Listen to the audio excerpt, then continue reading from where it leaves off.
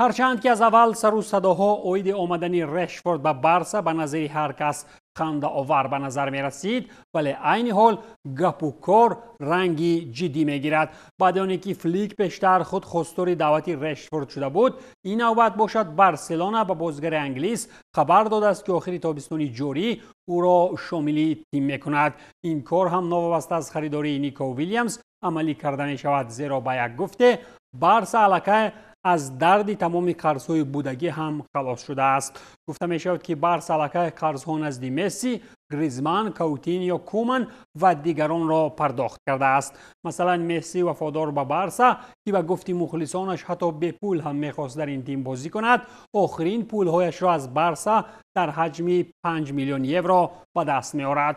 پس اگر به سخنان مخلصان بارسا باور کنیم و مسی هم به قول مردم مردک میشد، پس قرض‌ها را به دسته دوست داشتنیش میبخشید. ولی چطور میبینیم مسی آخرین تنگه ها را هم از خزینه بارسا کشیدن میگیرد.